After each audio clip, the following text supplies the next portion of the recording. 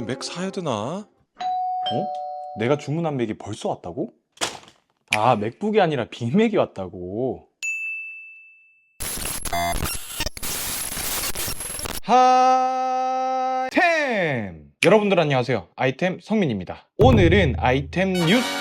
이번 주에 맥 제품들이 차례로 출시가 되었죠. 아이패드에 먼저 탑재된 M4 칩셋이 맥에 들어가게 된 그런 제품들이 나오게 되었는데, 애플에서 이번에는 별도의 애플 이벤트 없이 제품들이 출시가 되었습니다. 지난번에 아이패드 미니가 깜짝 출시가 된 이후로는 이번 주에는 맥 제품들이 하루씩 나오게 되었는데, 그렇다면 애플의 새로운 맥 제품과 관련된 소식 자세하게 달려들어 보도록 하겠습니다. 첫날 애플에서 공개된 제품은 아이맥입니다. 이전에 제가 영상에서도 말씀드린 것처럼 유출 정보와 거의 동일하게 출시가 되었는데요. 먼저 기본적으로 아이맥의 최소 용량이 16기가부터 시작하게 됩니다. 지난 유출 영상에서도 말씀드린 것처럼 애플 인텔리전스의 구동을 쾌적하게 하기 위해서가 아닐까라는 생각을 가져보고요. 일단 출시된 아이맥 라인업들의 기본적인 스펙부터 보게 되면은 기본적으로 모든 라인업에 M4 칩셋이 탑재가 되었습니다. 그런데 탑재된 칩셋의 코어 수가 조금씩 다른데요. 기본형 아이맥의 경우에는 8코어 CPU, 8코어 GPU가 들어가게 되었고, 다른 라인업들은 10코어 GPU, 10코어 GPU가 들어가게 되었습니다. 그리고 아이맥의 램 용량과 내장 SSD에 따라 가격대가 달라진다라고 보시면 되고, 기본형의 가장 저렴한 모델의 경우에는 199만원부터 시작을 하고,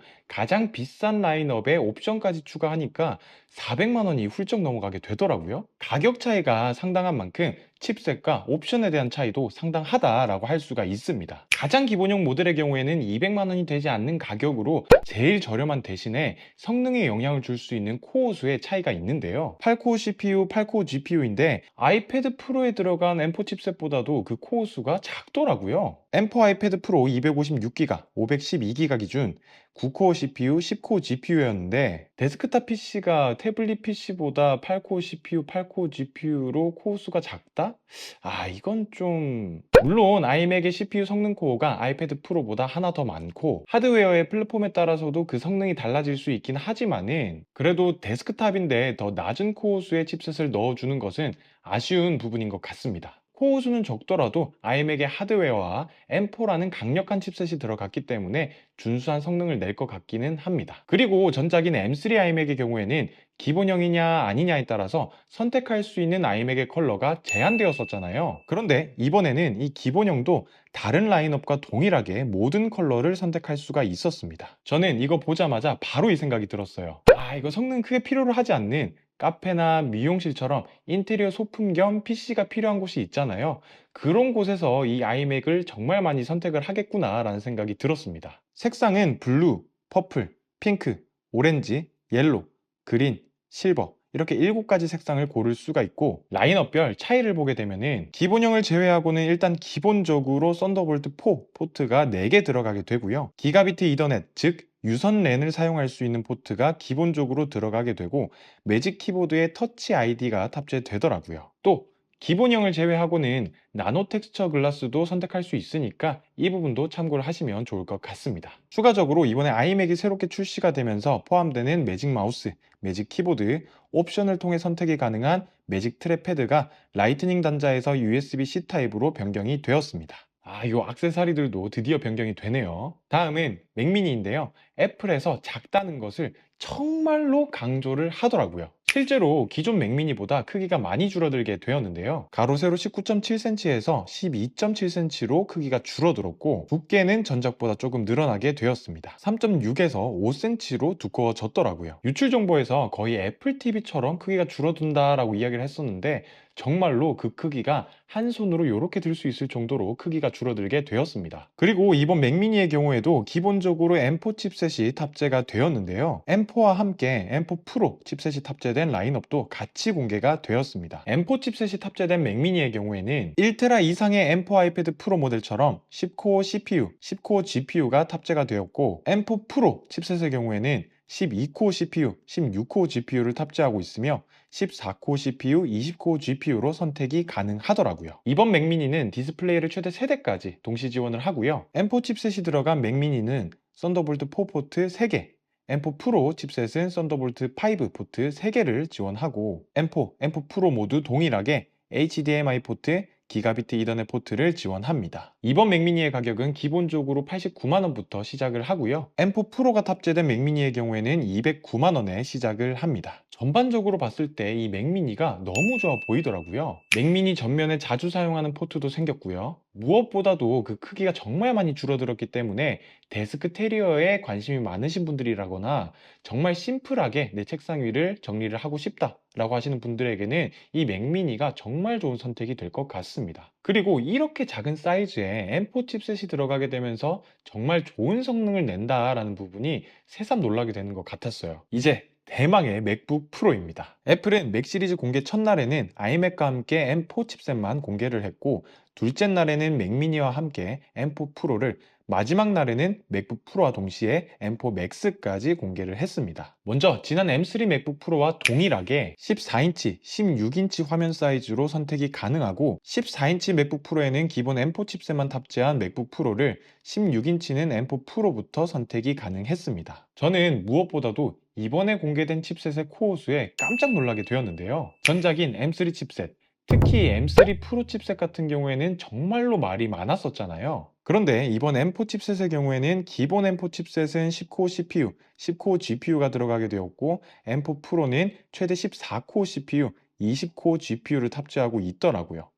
M4 맥스의 경우에는 최대 16코어 CPU, 40코어 GPU를 탑재했습니다. 이번에는 확실히 M4 프로의 코어 수가 정말 많아졌고, M4 맥스와 같이 두 칩셋 모두 괴물 같은 압도적인 성능을 보여주지 않을까라고 기대를 하는 부분입니다. 그런데 압도적인 성능만큼 가격도 압도적인데요. 기본 M4 칩셋이 탑재된 맥북 프로의 경우에는 239만원에 시작이 되고, M4 프로는 299만원, M4 맥스는 479만원에 시작이 되어서 가장 높은 옵션을 하게 되면은 1100만원이 훌쩍 넘어가게 되더라고요. 네, 가장 높은 옵션의 경우에는 제가 타고 다니는 차보다도 훨씬 더 비싼,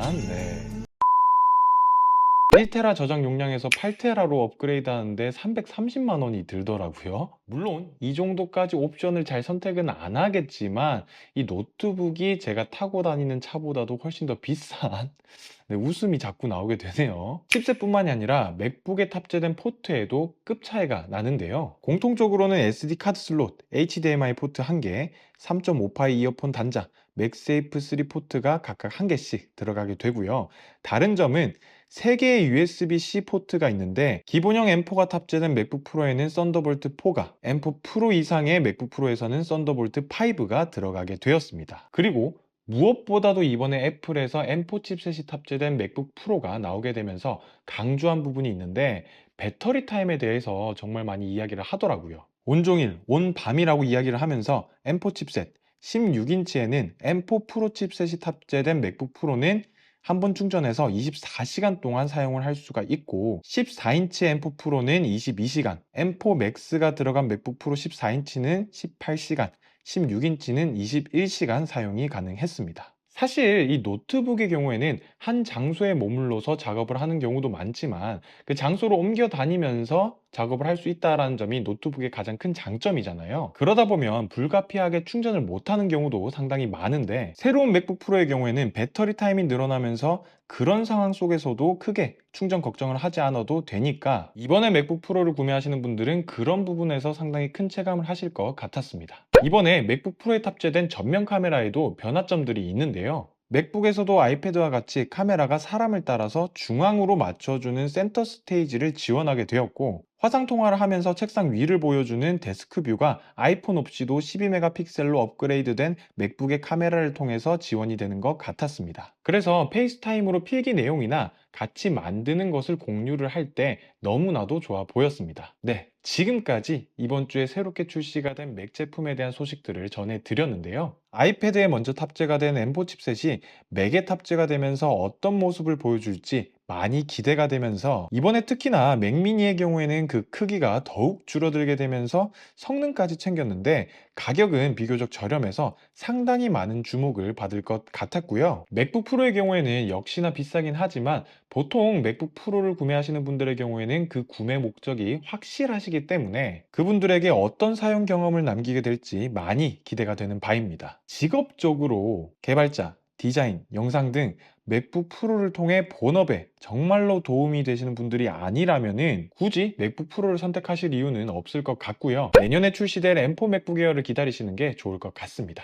맥북 에어도 충분히 성능이 좋기 때문에 참아 주시기를 바라면서, 이번에 맥 라인업 모두 기본 램 용량이 16기가로 업그레이드가 되었잖아요. 그래서 M2, M3 맥북 에어의 기본 램 용량도 16기가로 업그레이드가 되었다고 합니다. 나는 지금 당장 맥북 에어가 필요하다라고 하시는 분들의 경우에는 정말 좋은 소식인 것 같습니다.